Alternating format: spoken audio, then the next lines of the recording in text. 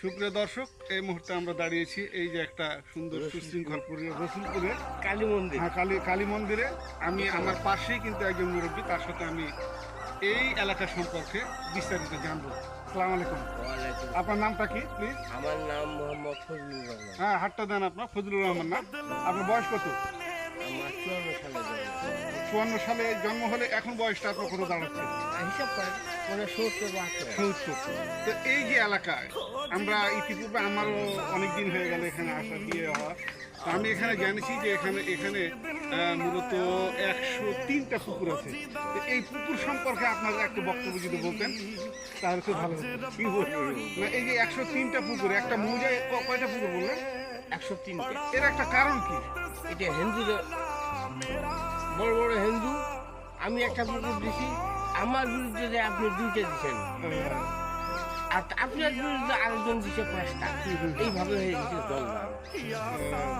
তো আমি এই যে জনশ্রুতিটা আমি জানিছি আপনার যে এখানে নাকি সবাই বড় লোক ছিল একসময়।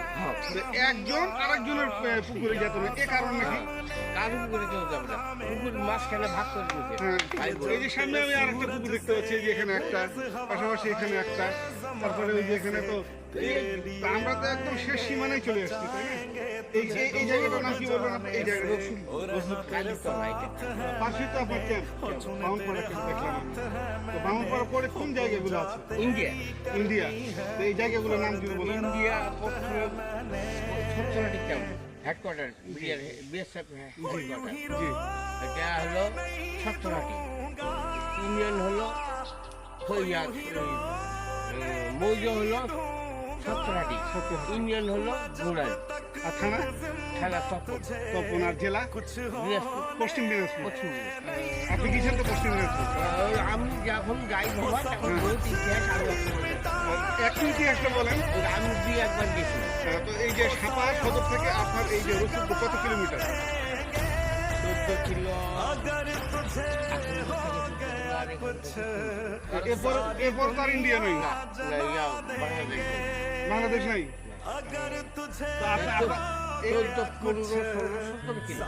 17 কিলো। তো আমরা এখন দাঁড়িয়ে আছি আপনার সদর থেকে এখানে 17 কিলো দূরে আছি। আর পাশে তো আমরা দেখতে পাই যে সেন্টার ফর ইন্ডিয়া। তো প্রিয় দর্শক, আপনারা এই মুহূর্তে কথা হলো আমার চাচার নাম কি? চাচা মোহাম্মদ ফজলুর রহমান এই এলাকা সম্বন্ধে বিস্তারিত জানালেন।